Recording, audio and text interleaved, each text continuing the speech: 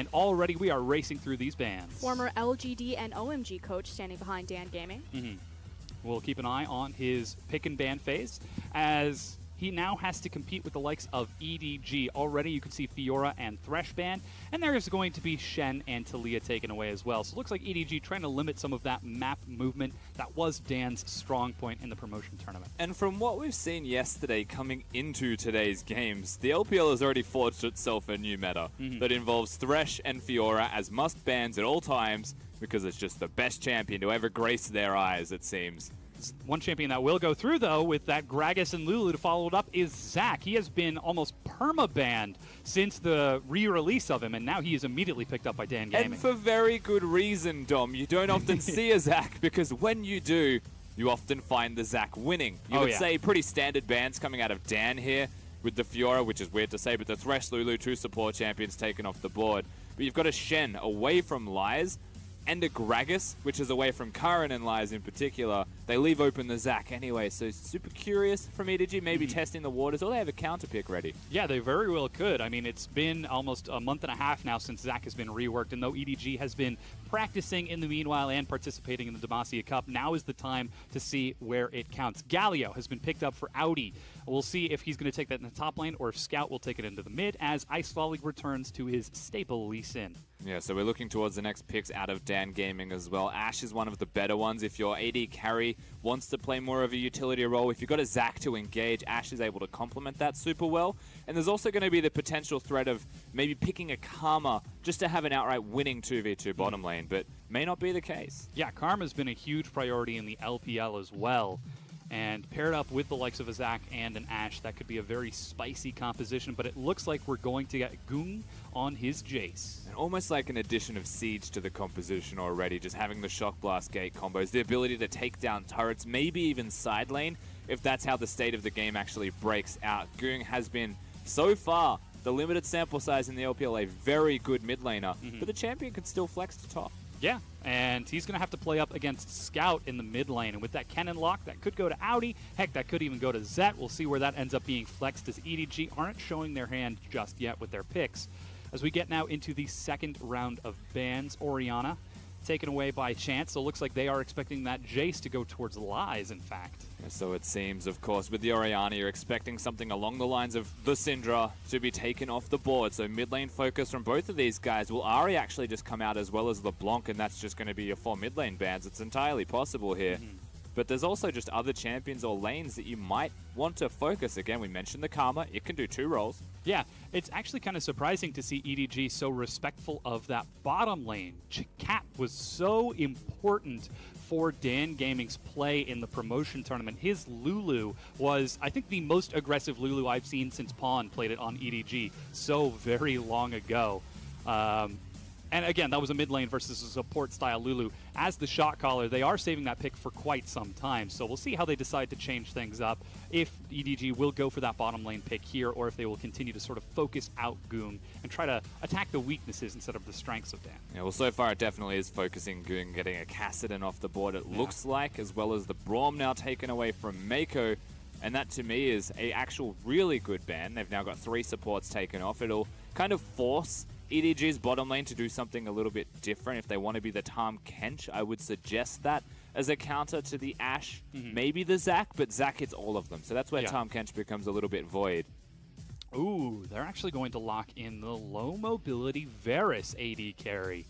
Alrighty, still some flexibility, but actually, no, that works out now at Galio mid, Kennen top. So with that final set for EDG, seems like they've finally shown their hand. They're coming in with 3 queens. Is it enough? Dan Gaming, they're going to pull a king out of their pocket as they pick Rumble for Lies in the top lane. Yeah, so they put themselves with the Jace mid, the Rumble top. All of the flexes have been revealed now for these teams, as the final pick remains for Dan Gaming. A bit of extra damage doesn't go a long way with the comp they've already got, but crowd control will help them even more. So why not have both? Yeah, Zyra, very excellent at both of those things. Now locked in for Cat.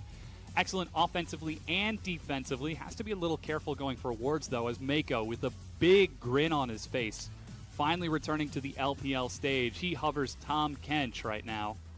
Could be great for keeping his carry safe. Yeah, now Tahm Kench we mentioned can be good. You want to diffuse some engages, Ash Arrow, Zyra, but there's also going to be the option of, you know, the Zac, the Rumble Equalizer, all of these things that can actually take out your entire team. And Karma being the lock-in here for EDG into the support position, to me, speaks towards being able to do a bit of everything. You know, Karma, multi-purpose champion, good at lane control, keeping up with the Zyra, also good at shielding the team from equalizers and whatnot. So I feel like as far as picks go in the support role, Karma is one of the best, but it also makes the most sense here.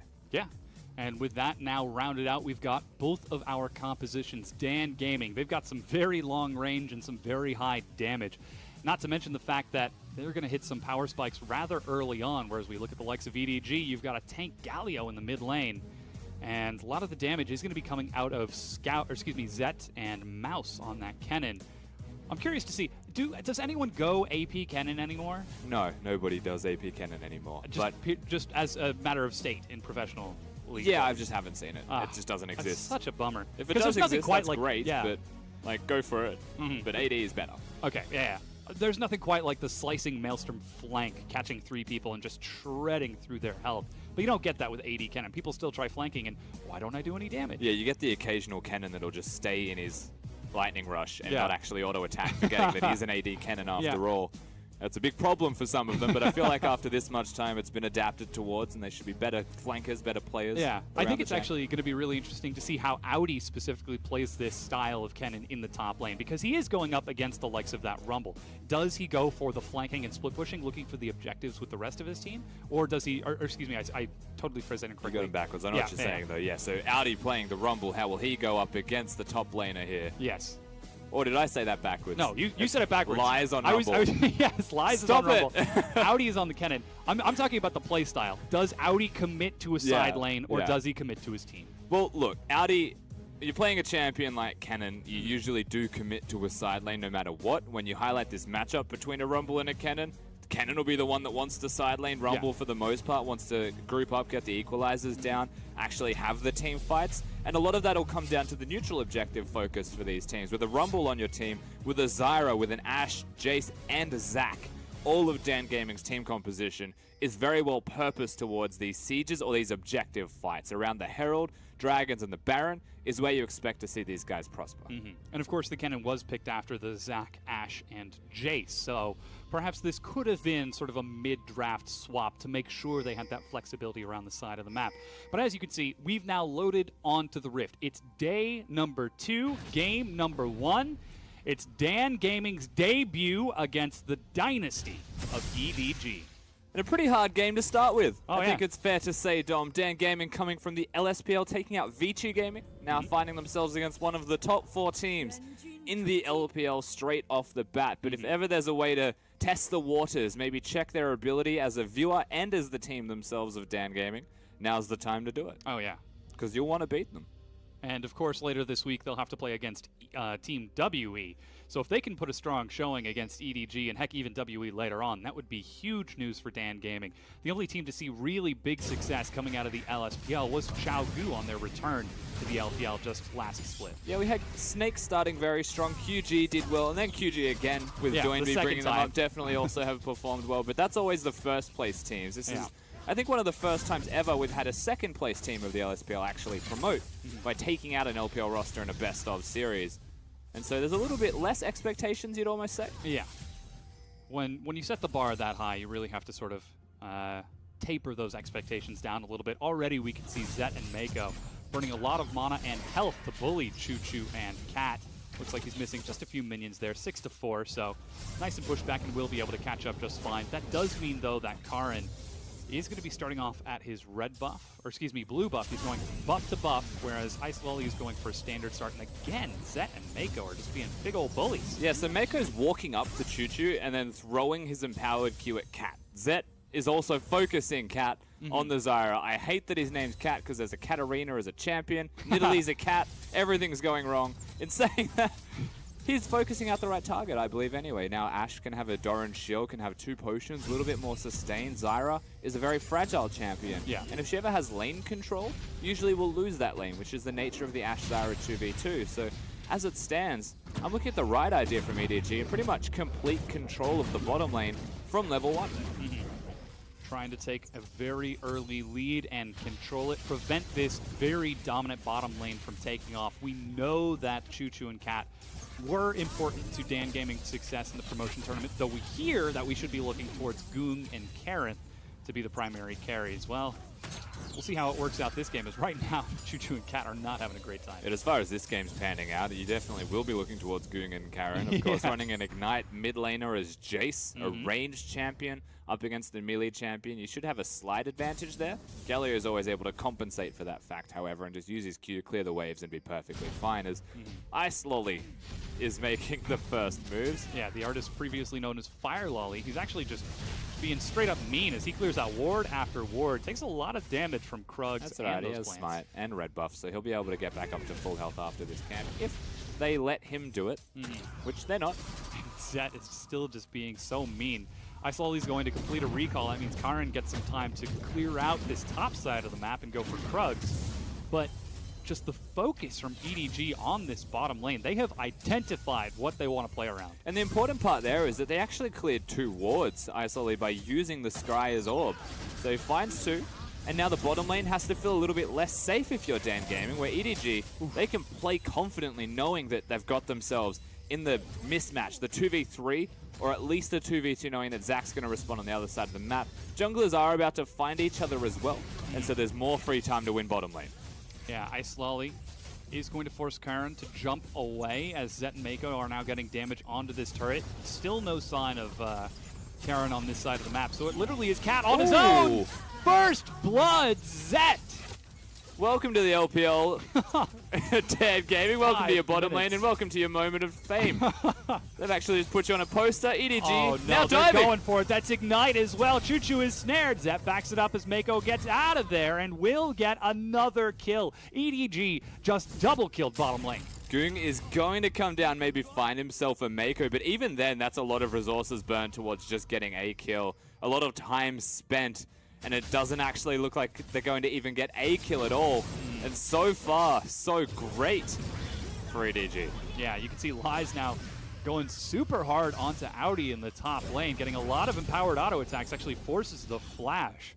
So, okay, we've checked in with the bottom lane. Choo and Cat not quite living up to one of the strongest bottom lanes in the entire LPL, at least in the first 5 minutes, but this is game number 1. They have a chance to go back. He's going through the mid lane. Are they lane swapping? I mean, yeah. Right now, they've just decided that Ashe is a mid laner. We've gone to Season 1, Dom. Oh, wow. Zyra will have to come up here in a second. But yeah, you know what? You look at the bottom lane, it wasn't going well, and then they died. Yes. And then there's an item disadvantage if you want to take a look down at the bottom of your screen. I wouldn't want to be a part of that lane. I can understand why he would leave. Maybe get 2 or 3 free minion waves in there. Oh, but Mako shows up. The taunt lands as Choo gets chunked out even more and dies to Scout. Look at that. Adjust the headset as much as you can, Choo. That's not going to help you win this game. Oh, that poor guy. It's his first game. Ease up. Ashe goes mid. Zyra doesn't come with him. And now Ashe is dead. Yeah. So perhaps this could be the statement that we were looking for from EDG coming out of the gates. 4th place is not enough for them. So Summer Split, they come in. Hey, you guys are the new kids on the block. You got to beat them up to assert dominance. Well, Mako's definitely here to make a statement. Yes. That's for sure. Scout gets the kill as well. They've got a really strong bottom half of the map. All we're looking at is, can the top half just go equal? That's all you really need to do if the bottom half's winning. But the Zach, he has spent, I'm going to say, too much time waiting for this. He's still waiting. Still waiting. He knows there's a ward. He watched Audi clear the wards. So he goes to do his blue buff and give it to Goong. Yep. Back in the meat grinder down in the bottom lane as Zet and Mako are just shoving in wave after wave. He's got Flash. Cat also has Flash Ignite. Yeah, but they're level 6 as well. They are, yeah. This side. This is going from bad to worse. Look at the CS difference. Oh, it's the experience difference. When will it stop, Dom? Choo is really far away from level 6 as well. That's 2 minion waves, 2.5. And so's Karen, because he spent so much time top lane, whereas Lee Sin, Mr. Ice Lolly, has found himself level 6 already, has the kick. He can go bottom lane. Maybe they can dive. They've got a Galio to come down with it. If you get a Lee Sin under the turret. Oh, whoa! Flash over the wall. Sonic Wave. He's pinned up, knocked up, and kicked in the face. EDG are showing no mercy. The vision control, the awareness of where to be, and EDG, no slowing down on the pain train. They are going full speed into the face of Dan Gaming, and everywhere on Summoner's Rift is winning. Yeah. Except top, it's equal. Yes. But that's okay. No, here we go. Oh, there we go. Equalizer is dropped. Oh, boy, here comes the hero's entrance. Flashed away. You wanted a 1v1. Well, unlucky for you, Lies. That's going to be the first hit. Audi is following up. Scout is trying to catch up as he gives it the old Justice Punch. Lies, you've got a limited amount of time. There's no flashes for any of these guys. Oh, he lands it and gets the stun over the wall. Winds of War is going to do some burn as Scout lands a full duration taunt. Auto! And Scout gets another kill for EDG. 5-0. And now they're looking to make something happen bottom. That's an arrow, but that's going to be the miss from Karen. He will pull Mako back in, and finally Dan Gaming get their first kill and put themselves on the board. But oh my goodness, this is not good for them. And they still had to use the heal just to keep their Zyra alive. Almost goes down to the damage of Mako. Definitely going for the Q-Max on his Karma, if you couldn't tell already.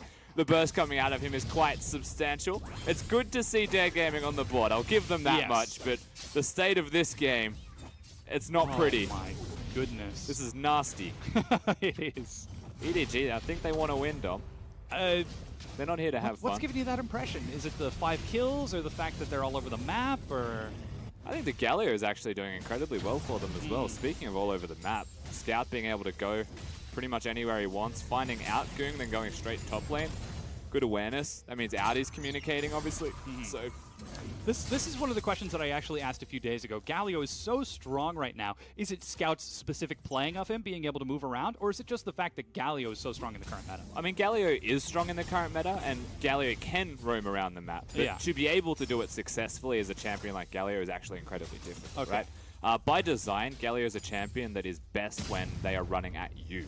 So if you can run at them and make it work, then it does show good communication, right? You've got a champion like a Kennen. Kennen can engage, get guaranteed stuns, but you need to tell him, go now.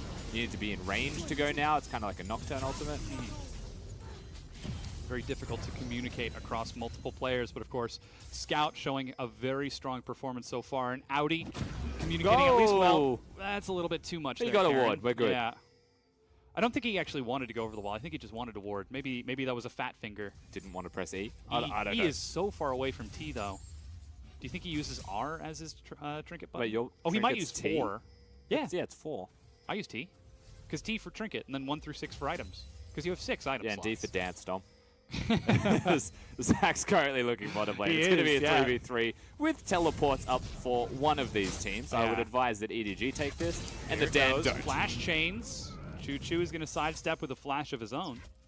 The right decision happens in the end. Zach is there. I don't think he's there to actually fight. I think it's more of a countermeasure. Might get himself something here. Gets the auto attack and pulls Mako back in. Flash, snare, and they do get a kill before Ice Lolly can respond. Good patience from Dan Gaming, and Karen not showing himself. And ladies and gentlemen, this is why Zach is a bannable offense. Giving this one over is really unfortunate. The fact that he can Q you, auto-attack a minion, and pull you all the way back when you've flashed is dirty Q drain. And I hope everyone feels bad watching it. Nah, not you guys, just Dan. Oh, looks like they're trying to chase Ice Lolly and Scout. Lies is on the side and him. drops an equalizer. Look at that! He does get pulled back in. Is he going to be pulled back enough? He's burning down. Shock Blast finally gets it. As the Idol of Duran doesn't pull anyone else in from Dan Gaming. They chase down one, but they're able to pick up these kills on EDG's mistakes, but EDG are still pushing across the map. It's still, what is that, a 40 CS lead for Zet? We're now seeing Audi starting to open up in the top lane. There is still a sizable lead, but all things considered, we are seeing Dan at least show signs of life. And in the end, that is very important against the likes of EDG, though perhaps maybe not quite as prepared as they should have been coming into this first game.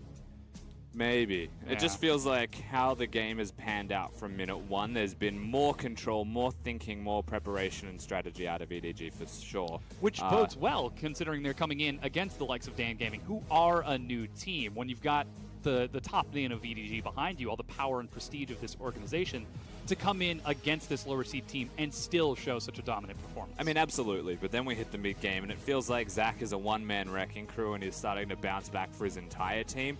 But then we can still look at EDG and say, all things considered, whilst they're making mistakes, it's not unexpected of a week 1 performance.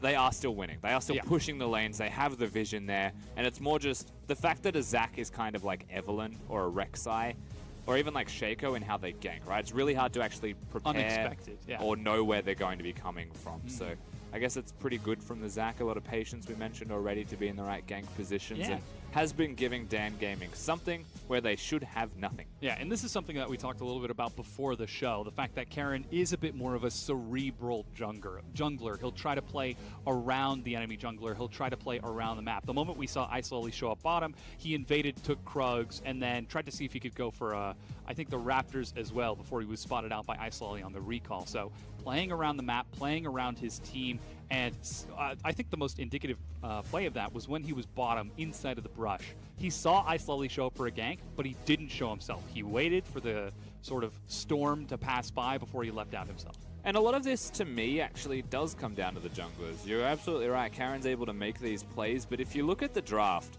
they've got a Zach. So Zach can gank, but they've also got an Ashe and a Zyra. That's the bottom lane for them. If I was to gank any lane, it wouldn't be the Jace or the Rumble lane. It would definitely be an Ashe and a Zyra lane. Wherever they go, that's where the free kills are, if you can get in there and close the distance. And that's exactly what Karen's been doing. But it's also that whilst we're highlighting the positives out of that play, the good decision-making, gank of potential kill lane, EDG are still falling for it. And then you kind of have to look at why.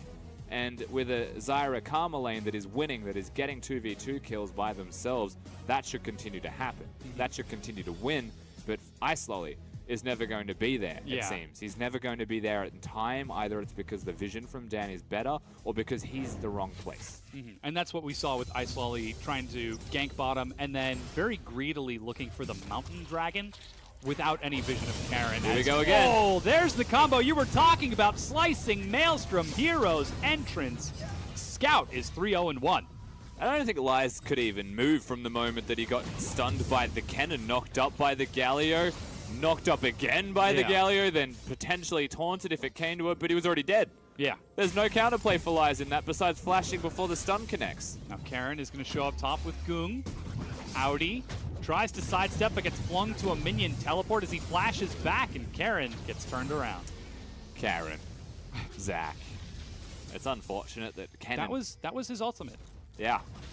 He used his ultimate, yeah, so he forced the flash out of Audi. Yeah. It's the only thing that you can really use to get out of it. He had to flash immediately. But for what it's worth, Cannon still had the flash, so he was able to get out alive. Don't mind me, just tilting by watching a champion. EDG break down the first third of the game, and now they look towards the Dragon just afterwards to finish off what they started just before the pause itself. They've got Scout setting up some vision around the side. Zarya's assisting with the Dragon. Trying to get some wards. They're just going to wait for that plant to time out. Nah, Smite secures it for Isolali as red buff is being taken. And even the Idol of Duran, just in case anyone were able to show up over the wall and try to do some damage. This is EDG just running rampant. And they get a red buff for Zet there as well, I believe. So 2 red buffs now running around on the Rift. The Mountain Drake, a big one for the team. And now they want Goong. Ooh, Chains of Corruption will force the flash, as that is a slow coming out. Cat is going to look for Zet. He's got flash, but will be caught in the crowd control. Well, they've got him. And that's Isolali following up onto Cat. A kick auto from Audi secures another kill for EDG. Yeah, he doesn't look for the big play here, Isolali, just for the 1 free kill onto the Zyra. They've got Ashe Arrow, they've got Zach nearby, but he doesn't have his ultimate. So EDG smartly respect that fact. They do back away. They don't have the abilities to go any further. The Scout is just being a nuisance. He was sitting just outside of vision. His Hero's Entrance was just off of cooldown, so he might have been waiting for the next wave or two. But EDG decided to back away, play it safe instead, look for those items now that Zet is respawned. They play the numbers game appropriately, of course. Now, we are looking at, whilst we're in a bit more of a lull, the skirmish has panned out. Scout has gone for a Frozen Heart. And right now, that Frozen Heart is very good at fighting 2 of the members on the team. If he ever finds Choo Choo, or if he finds Goong, Scout will never die. But Lies exists as a Rumble And that's where a potential mismatch would have to actually come into play. So EDG's lane priority, it's super important that Scout just stays mid. So we won't actually see a 1-3-1 ever in terms of lane priority. It might be a 3-1-1, 1-1-3, but it's always one mid. Yeah. Scout has to keep up, keep away from lies. As Zet now swaps up towards the top, Cat shows up there as well as Choo-Choo makes his way a little bit slower than the rest of his team. And still hasn't completed a single item as we get towards the 16-minute mark. Even Ice Lolly being pulled up with Mako to protect this top tier 1. Should Dan look for something cheesy with the likes of Ashe and Zyra over here? You know they will. Zet doesn't have a QSS. He does have Flash. How fast are your reactions, Zet? He knows You got a something wild is side off. Steps forward, still going to be caught by the arrow, and there goes the crowd control chain.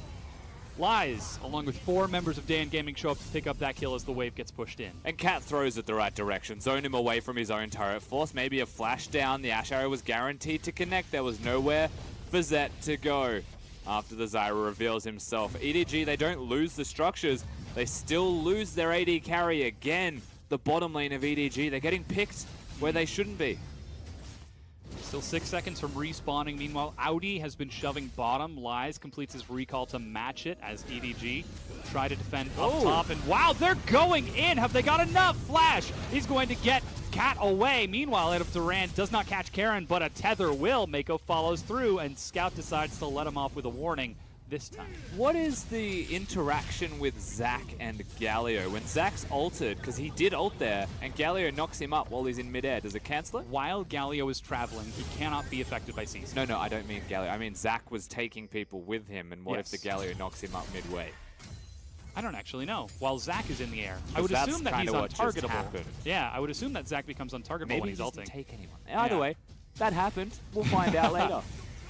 Perhaps, as Rift Herald now being taken by EDG at the 17-minute mark. That means the old Rift Herald buff will expire at 21:15. Ice Lolly needs to actually retrieve the buff, though. There he goes. And they might use it to break the mid lane. There's an opportunity for them to do that. A bit risky now. It's taken them a little bit more time. We'll see how effectively Ice Lolly can use the buff, because there are still outer turrets to take for free. The question here is, how do EDG want to play this one out? Is it just a place in side lane group somewhere else, or are they going to 5-man behind it? And what we saw from Fnatic in the ULCS. Oh, yeah. Just keep going down mid till you get to the inhibitor. Just run as far as you can behind that buff.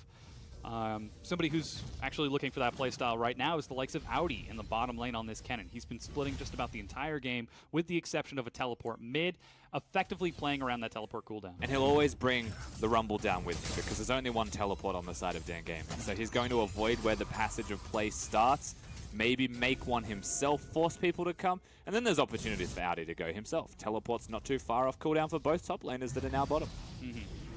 That's going to allow EDG to swap a few members towards top, potentially look for a dive, but Choo-Choo got his recall, finished off the Essence Reaver, and Cat was able to make his way under a turret safely, though EDG might look for a turret here. You've got Cat and Karen defending it. Meanwhile, Gung has been trying to keep up with Scout. He's down not too far in CS, but it seems like Gung is the one who's a little bit slower on these rotations. But then again, it's a Jace compared to a Gallo.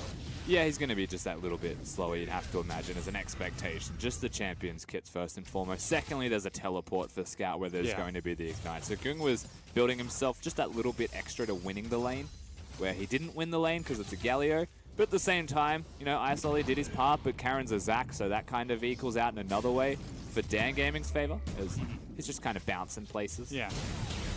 Meanwhile, Audi trades with Lies. As the top tier 1 will fall, looks like he might try to break down the bottom tier 1. Ice Lolly shows up. He has the Herald buff. They could look for an inhibitor if they want to go for it, as Zet gets caught by a great ultimate from Karen. Not quite enough to bounce him further away. He doesn't even use the Herald buff. They can now group mid and do it. Ooh, Scout's going to try to fight Karen and Gung as Mako and Zet show up. That's a knockup, but Karen still has not dropped into his Cell Division passive. As Dragon is set to respawn in 2 seconds, EDG just playing this bottom side of the map. This is big, actually, giving the red buff to the Kennen as well, the health regeneration above all else. With the Blade of the Ruin King, no ultimates there for both of the players down in that bottom lane now. EDG with absolute control, but still, the Rift Herald hasn't been used. Yeah. He's holding on to it for as long as possible. You have to wonder what the play's going to be, but Dan have a play. Yeah, Dan They're going for the Baron right now. There's a teleport on top of this. They have hard committed. EDG know this. They are rushing forward. Teleport being used by Scout. Even the teleport from Lies to get in there. Another one from back Audi. away. They are calling the bluff. He's snared, trying to get in. The Stranglethorns. Baron picked up by Dan Gaming, but here's EDG forcing the fight. Baron will get out of the pit. Animation a little bit bugged there as Lies will also sacrifice his life. Meanwhile, Karen finally goes down as well. Baron was picked up, and now it's going to be on Goong and Cat, but EDG punished Dan for their attempt. And there are still 3 dead. The Lee Sin is alive. He's probably going to activate his Herald right now, and he's just done that in the top lane. So all of the gold that was secured by Dan Gaming, 300 apiece. See how that gets matched by EDG during these death timers, as well as the kill advantage, because these turrets will drop. Tragedy, we didn't get to see the damage there, but you can see it goes down immediately afterwards as Herald will continue to push. EDG take the top tier 1, pressure the mid tier 1, and only now we're starting to see Dan Gaming complete a few recalls as, Herald actually going to take the time to clear out these minions first. Even Herald is a split pusher, as minions are more important than towers. It takes a very long time for Herald if there's minions in the way. Any champion can really clear it, but when he gets angry and finds a turret, he just gets a sniff that there's a giant objective in front of him. He'll charge it down like a bull. Yeah. I wonder if they coded the actual AI of Herald off of an actual top laner. If there are minions, clear minions. No, because I think if if there are minions and he ends up in range of the turret, he should auto-acquire the turret. Yeah. I believe that's how it works. Ah, pity. It would be hilarious if you were to prioritize CS. No And yes, way. you can. Mako gets pulled back in off of the blast cone. Nasty. Yeah, as Goong and Cat, still with their Baron buff, not for much longer though, are going to try to recover. Still seeing EDG set the pace of the game, about 3,700 gold ahead, but it's not increasing too much. A very, very bold play from Dan allows them to keep relatively even in gold for the time being. And we've got an adaptive helm coming out of Scout. Not often would you see a Galio actually pick this one up. It's good into the rumbles of the world as well as Cassiopeia, but Abyssal Scepter is arguably just a better item in every single way. If the idea is you're not against 2 of those champions, and because we already mentioned this, he's going to be primarily grouped going mid lane, it feels like that's a lot. Like, that's a lot of item that could be Abyssal Scepter. Could be 10% more damage done to the champions around him. He's got the additional Negatron Cloak as well, so perhaps he could be looking for the Abyssal Scepter in this. Yeah, it's entirely possible. And it's only for this weekend that we can still refer to it as Abyssal Scepter. Next week it becomes the Abyssal Mask. Yeah. Yeah. As 710 was still on the Abyssal Scepter. And now we're seeing EDG starting to move across the map. The vision from Dan Gaming focused around that last remaining tier 1 in the mid and bottom lane of EDG. And they are just playing around the map so smartly right now, focusing their gold onto Zet, focusing that mobility onto Scout while using Audi around the map to create pressure points. This feels a bit like what EDG were doing at Worlds in 2016, I believe. They're just focusing their top laner a lot. Flash from Scout as Karen, will pull him away out of the Idol of Duran. He's still going to try to force the fight, though. That is a massive Galio. Don't do that to the Galio. He'll kill you. He's level 15. Shock Blast onto Mako, though. That's where the money is. They found it. Yeah. It took a little bit. It took almost getting your AD carry destroyed by a Galio 1v4. Wait, we don't want to kill the Galio first. The thing with Galio as well, for those wondering, he is taking damage. Just got a giant purple bar in front of his health that makes it look like he's not. So even Galios can get confused by that when your health doesn't move. You feel like you've got more than you do, but physical destroys him. That's going to be recall completed, and Chain Vest as well. This is a big boy. Scout's looking to blow some people up. He's got some big boy items. Oh, yeah. That's for certain. But taking a look at all of the items, actually, for EDG, you can see the Runan's now finished for Audi, so he's going to be a lot more potent in clearing out waves and split pushing. Phantom Dancer finished for Zet, along with a Quicksilver Sash, so we are seeing some more spikes from EDG. Heck, even a Black Cleaver out of Ice Lolly. There is an awful lot of items absolutely coming through as it stands. The Runans for Audi in particular, not going to be much of a kill threat type of item when he could have gone for the Frozen Mallet, maybe towards something else, but his Blade of the Ruined King should suffice for that. And it does mean that this bottom lane is in a very comfortable position for Audi. May not be all in, but Lies is starting to fall behind, and as he hit close to that 16 point, that's possible. Ooh, Mako forced the flash away as Karen gets hard ejected out of that. Forcibly removed, for sure. I'm not sure if it was necessary, but that is what happened, as they are kind of just playing around what Scout's able to do for themselves. He's gone to the side lane, they've got Kennen in the other, they've actually got the items to set up the 1-3-1 now. No one really, I don't think Scout cares who goes up against him because he's just Indo mid, like he doesn't die at all. Bring your whole tanky. How many people are on your team again? 5? Yeah, that's not enough. Bring 6. Yeah. Rift Herald's not in the game. Heck, we'll fight in front of Baron. I'll fight Baron, and then you guys fight me, and then it'll be worth it. Jace and Rumble are the 2 champions that can probably touch him. Ash's build with a Phantom Dancer and Essence Reaver is not designed to bust tanks. And now he's got the Gargoyle Stone Plate. Okay, so Lies is Rumble is the only one that can touch him. Black Cleaver was nice, but it now doesn't really matter. He can just press a button and counteract a lot of the damage. When surrounded by 3 or more enemies, you gain an additional 40 armor and MR. Ice Lolly giving it the old throw there. Dives into 5 members of Dan Gaming. I wonder if he was trying to flash kick but got rooted in place as he went to do it with the ward hop. Doesn't work as planned there as the Drake is started. His flash is on cooldown, so his death will give over the first dragon of the game to Dan Gaming. So we're still seeing Ice Lolly make some similar mistakes to what he did last split. Yeah, this game definitely started as what was like a 20-minute victory for EDG, and now we're at 26 minutes, and there's only 4 to 3k between them. Rather confusing. Yeah. I have to admit, I was tempted earlier to talk about, like, could this be the return of 2015 LPL? EDG and LGD back at the top of their game, the great rivalry? Turns out no. EDG are dropping kills across the map. They seem to have the same problem they had last split in closing out advantages. Scout's doing his bit. He's certainly trying. I mean, if Outy's bit is to sacrifice himself for a tower, then that's okay. There's 10 seconds until the Baron, but this still gives the inside track to Dan Gaming. Again. I can't find any reasons for why these players are dying. Why is he ward hopping into a Zyra when he's got reinforcements nearby? Why is a Kennen 1v3 bottom lane just after the jungler is dead? And now we've got Dan Gaming as 5 rushing back towards the Baron pit. They got control wards on control wards. Scout even starting the Baron just in case Dan wanted to try something, but they go for it. Zet just completed his recall. They do not hesitate. Dan Gaming are going hard this game. They are not at all intimidated by the presence that EDG have had. Ice Lolly lands his Sonic Wave. Now Dan Gaming are going to back away and fire some good harass against the squishier members. Arrow is going to miss. Oh, they got both. Actually is going to tether onto Mako and carries him away out of the hero's entrance, interrupting it and putting it on cooldown. Still a very tanky Galio, though, but finally Zet has joined back up with his team, and Dan Gaming respectfully back away. But the poke coming out of Goong is actually starting to mount up more and more. Mako goes back to base.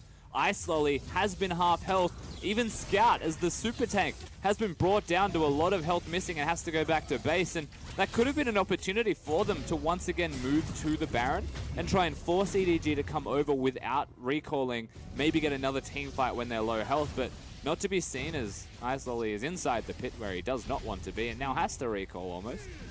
Might do some jungling instead. He's got his smite. He can get a little bit of health back. As now we get closer and closer towards that later portion of the game, we're starting to see some big pickups. Zanya's Hourglass and Void Staff finish for Lies. He can lay up a huge equalizer, not to mention the last Whisper from Goong, and the Executioner's Calling to start shredding through Scout's massive armor pool. They are preparing for the 5-man fight. Yeah, they're absolutely starting to build up those items, and not that they should be able to get to those items. They've found themselves in a position to do so. Taking the Baron early was a very nice play from Dan Gaming, and when you really think about it, EDG trying to siege into a Zac, Jace, Rumble, Ashe, and Zyra is difficult without that Baron. The split pushing that comes out of a Galio is relatively weak. He won't die, but he won't take turrets quickly without that Baron buff either. Rumble has a hard time against it. So by taking it, even though they all died for it, it's still the right play anyway from Dan. Yeah. A little bit cheesy, brought them back into this game, and they're well and truly in it. I think that's the most important thing that you said right there. Dan Gaming are in this game. If you just looked at the first 6 to 7 minutes, you would say, oh, EDG have got this easy peasy. We're 30 minutes in. The gold lead has not changed for EDG. They still have not cracked that mid-tier 1 turret. And they are now struggling as Dan Gaming are moving across the map and responding appropriately, putting pressure in the right places and finding picks at the right times to keep themselves in this game.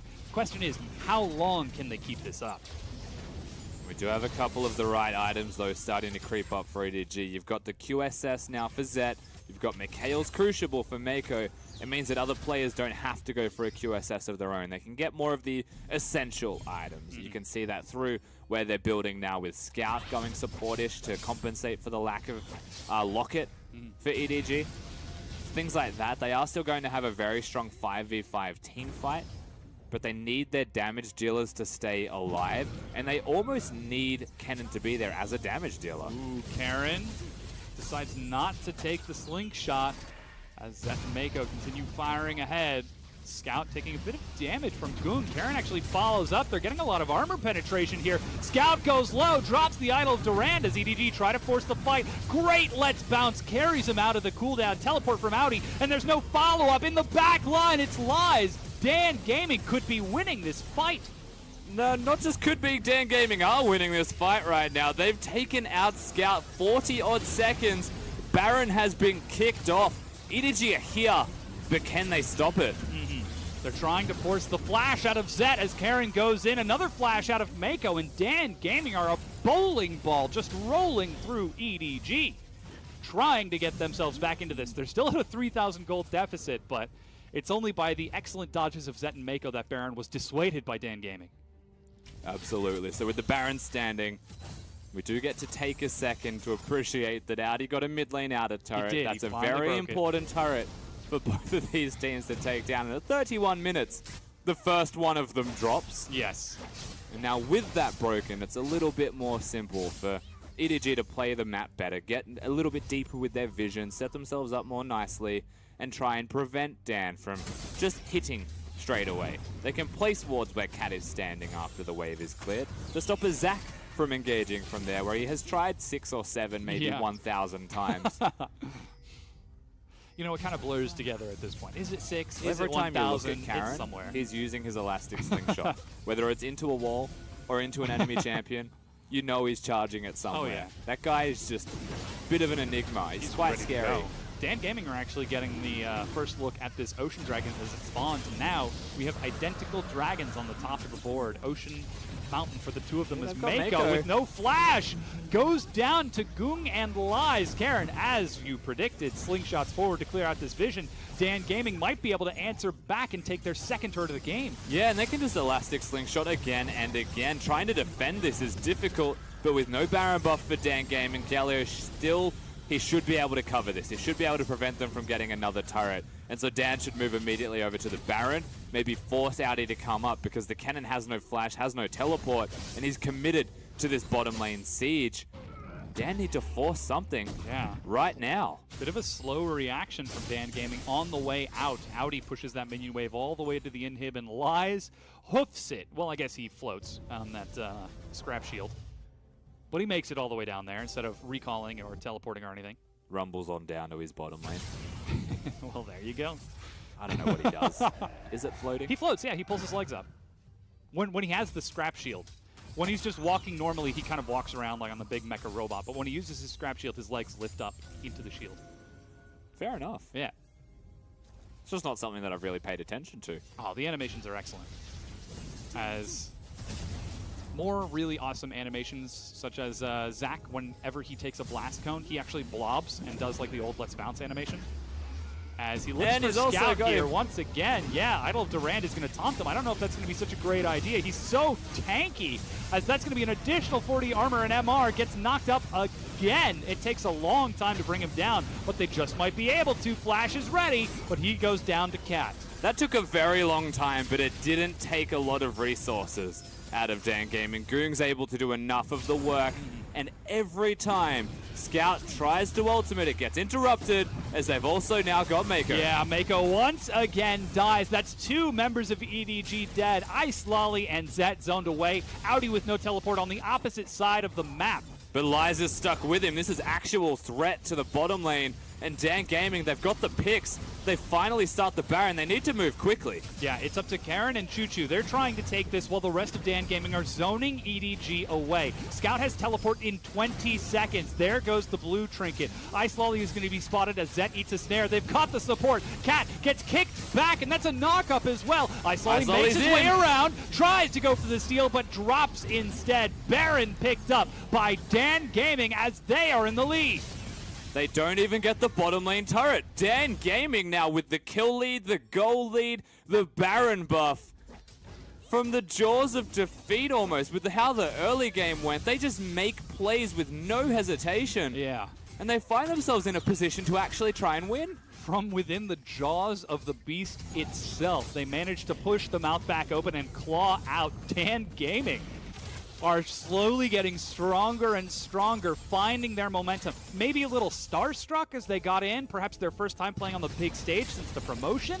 But now that they're on the Rift, now that they're in their game, this is Dan Gaming in their element, and they are looking good.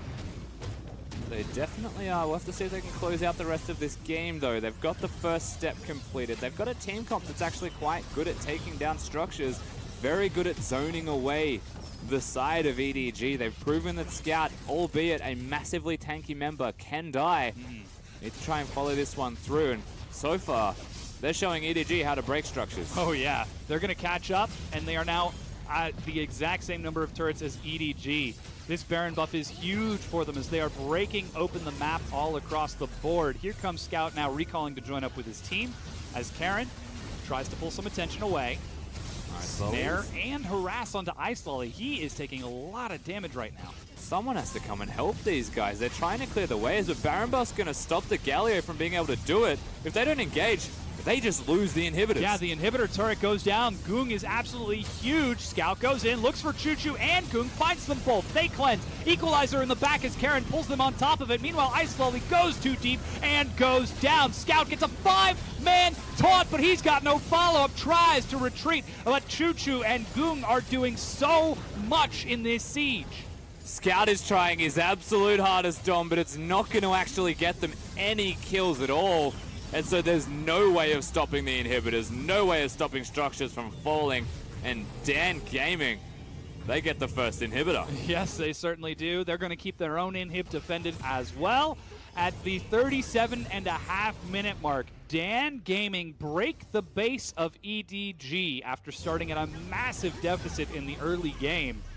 These newcomers are certainly trying their hardest to make a name for themselves here, and EDG, perhaps they might be blushing a little bit at how this game is turning out.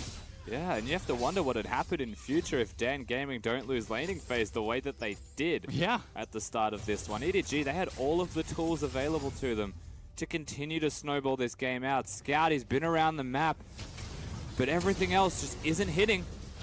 Ooh, the arrow forces a flash out of Mako as once again, Dan, as a collective unit, looks so massive. Speaking of massive, have you seen the size of that blob unit? Karen is roughly the size of a turret. Actually the size of massive, a turret. by the way. Absolutely huge. Found Flubber's father. Oh man, what a mess that would be. Elder Dragon's up in 10 seconds. Lies is able to push Audi back with the Baroned up minions and an equalizer to take that final tier 2 turret. It's the size of both of them. This is like what Nautilus is meant to be. Well, that's the Warden Nautilus, where when you get to that size, you actually, if you stand still, you look like a turret. Well, his actual size, like, I think it's the lore, is like meant to be like 6 stories or something. Stupidly large. Or Nautilus? Nautilus. Really? Yeah. He's meant to be actual, like, you saw the cinematic. Is this the new lore? Oh, the cinematic, yeah. He's meant to be that large. Oh, man. In the lore, he was just a guy who fell off a boat. That's really... And he was in the... oh, I forget where it was. I think it was something to do with the Forbidden, the Isles. Even the LPL spectators are zooming in on it. Yeah, that was great. He's so huge. Alrighty, Elder Dragon now picked up for Dan Gaming. Is Audi perhaps looking for a bit of a pick, but Goong and Karen, or excuse me, Goong and Lies, There still Is should he be a gonna spot it? 1v1 he's for looking for Audi. it. Elder Dragon into consideration, you wouldn't want to take the 1v1, but if they can wait until the buff subsides, and yes, by the way, it was taken, then there is going to be an opportunity for the 1v1 still. They can try and utilize a win condition, so to speak, of Audi just outplaying Lies in that 1v1. But until then, you're looking at the rest of the map. You're looking at an Elder buff on Dan with a Zac that will dive the turret with no regard for the turret existing and probably come out alive on the other side if he hits his targets. He's charging up right now, constantly keeping that threat ready of dropping the elastic slingshot. Once again, as 5, Dan Gaming sees both mid and top. They pull Audi's attention as he cleared out one super minion wave, but the rest of Dan are on to an inhibitor turret. 6 minions and it's down to half. 6 more and they might be able to break their second inhibitor. Just so much poke coming out of a Jason and Ash with the Elder Dragon burn on top of it. There is no stopping this. They're not even going to wait for the minion wave. They break down the turret and now turn to the inhibit itself. It falls. Dan Gaming, 41 minutes in, are 3 turrets away from winning the game against EDG. Legitimately just banking on Zet hitting his ultimate. That's the engage tool right now for EDG. No flash on Scout, no flash on Ice Lolly, no flash on Audi either. To get into that backline is extremely difficult when Ash has a QSS. They need Zet to hit a target right now. Oh yeah. This is Dan now turning onto the turret. The wave gets cleared out, but the turret does as well. Once again, they're diving into the back. Zet gets pulled in upon flash, cleanses. There's the hero's entrance backwards to the hero's exit. As Ice Lolly makes his way back in EDG, they are not looking coordinated in this. They are trying to decide what to do as Karen forces the pick onto Mako. He is the first casualty of this war. Lies sets up the perfect Zonya's Flame Spitter to zone them back. Zet is caught. He's knocked up. He's dead. That's a double kill for Choo Choo. They turn onto Audi, but from the fountain he will watch as Dan Gaming push onto the Nexus turrets. They are looking to take game number 1, the newcomers to the LPL. Demonstrating that perhaps even the strongest of dynasties can crumble as Dan Gaming will get even more kills to make themselves feel even happier and take game number 1 over EDG. That's not the kind of way we expected to start the night, with Dan Gaming taking out Edward Gaming in number 1 here of this set. Rather confusing start though from EDG. They had the tools and then it felt like all of them just washed away slowly as the Zac time and again got the engages. The Ash arrows continued to connect and the Zyra was always in the right place. And slowly but assuredly, they brought their carries up to scratch. Goong did his work late game. Yeah, and this is the Dan Gaming that we saw during the promotion tournament. The 5-man unit, the very quick and effective movements across the map, not afraid to take that huge 20-minute spawn Baron risk and get themselves back into the game. If they can continue showing momentum and improvement like this team could be a contender. Potentially. We'll have to see if it continues, right? We can highlight some draft issues later on as we analyze the game, but as it stands, the fact that Dan Gaming got this victory, you have to give them some credit here with momentum even moving into the next ones. They'd be feeling super confident in a match where they would otherwise maybe not. He even pulls in the ref to be like, hey, check out my damage. Pretty crazy, huh? Alrighty, now joining us on the desk to help break down this game, driving on through, it's Froskurin. Welcome. Thanks, Dom. That was exciting, though. Yeah. I mean, Dan Gaming come out. We always have big hopes for our LSPL squads coming in. Now, these are not the auto-promoted LSPL team. That's Suning Gaming in the other group. So Dan Gaming actually came third in the LSPL, and had to fight their way through Vici and Snake to get here. Now, they fell down to Snake. They take down Vici, but now they get to add EDG to that list. And look at that damage done. Goong. Big guy in the mid lane. Oh, yeah. We were supposed to keep our eyes on him and look towards him to really show up, and especially after the bottom lane from Dan Gaming suffered so much. And he really did. But he definitely hurt his team early on. So there was kind of 2 very interesting plays that I saw here. So yes, it was a beautiful 2v2 kill by Zet and Mako early. You're just looking at Dan Gaming's bot lane, you're like, this has gone from bad to worse. This is really rough. And then they do this really interesting thing where they swap lanes. So Choo Choo is going to go down here. Zet's just going to, Mako is going to pick up the kill in the last tick of the Ignite. But check out what Goong does. He's like, That's a pretty nice minion wave that's frozen for my bot lane. It'd be a shame if something were to happen to it. And he actually shoves it, and he reverse freezes it for EDG because he doesn't reset it against the tower, which forces Ashe to be like, I can't go bottom anymore. My wave is shoved up. So she shows up mid. She's like, well, guess what, Goon? You messed up my mid lane, or you messed up my bot lane. I'm going to go mid. Unfortunately, what this does is then Galio also picks up another kill because Mako runs it down. Again, there's the freeze that we were talking about. So Goon not only screws his bottom lane twice, but then he gets screwed himself in mid lane because now Galio has an extra kill. So you're looking at that, you're like, okay, Goon, not the greatest idea. You went from bad to worse there, but they pick it back up because then the Baron happens with Dan Gaming. You know, the 20 minutes, 53 seconds of the game. Russ, you talked about how that was the big pivotal point. 100% agree. My only thing is I think it was actually on the Rift Herald, not just the Baron being picked up, but the fact that the Rift Herald was taken so late. They then got stalled into the fact where they had to stop the Baron, and then once the Baron went down, finally it's like, crap, I've got to set this Rift Herald before it goes off. And so he goes up to the top lane, and what they needed to do is they needed to use the Rift Herald to break the mid lane because they're against a Jace. You know, these champions that can sit back, that can wave clear, and so what this means is that when the top lane falls, they don't even get to break a top inner tower, they can't break the mid tower. So there's suddenly this huge pause and this huge hiatus in the middle of game where Dan Gaming then just get to sit back, get closer to that level 16. They have a massive 5v5 composition with the likes of the Rumble, the Zyra, and the Zac. And I think it's that moment right there. If EDG want to go back and be like, where did we lose momentum because we were so far ahead in the early game, it's the fact that this Rift Herald was used top and not mid lane. Because you can see, Galio, he wants to go out into those side lanes. Kennan's in the bottom. They're trying to say, we can't take the mid tower. Jace is just going to freely wave clear this whole the time, so let's do it somewhere else. But they can't do it. Galio, like Rusty said, he's great at pushing waves, but he's not great at killing towers, and Kennen can't reach far enough bottom. Yeah, and from that, we were able to see Dan Gaming sort of stall the game out long enough to take those late-game fights, to look for those picks, and eventually crack the base of EDG. But now to actually talk a little bit about the matchup in particular, this is not what we expected from this matchup at all. This is the third-place LSPL team defeating the third/fourth best team in the LPL, the big boy leagues. And for me, a lot of this is actually the draft. You know, Galio can't kill turrets, but Galio also doesn't do damage. They've got a Lee Sin that'll drop off. They've got a Kennen that wants the split push, and they're relying heavily on a Varus and a Karma to be their damaging units, but they're getting ganked. They're being killed constantly, so they're never going to be ahead. And EDG got to a point where they're like, all right, we're 3k ahead. It's all on a tank. He can't do anything because they'll be able to out-damage us if we skirmish anyway.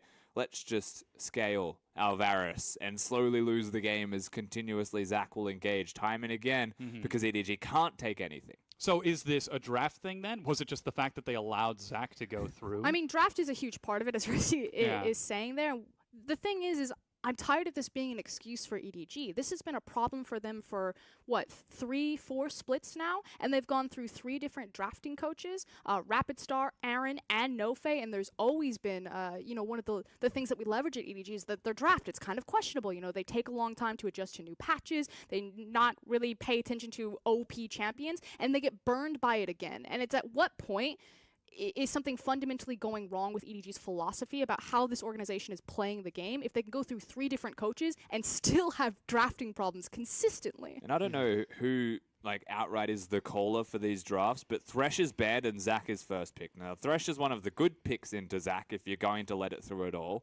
And you'd feel like EDG shouldn't come into their third ban phase saying, we need to get rid of Gragas because Zac doesn't matter. Gragas and Shen. Yeah. Both of those banned and Zac goes through and they're like, I don't know.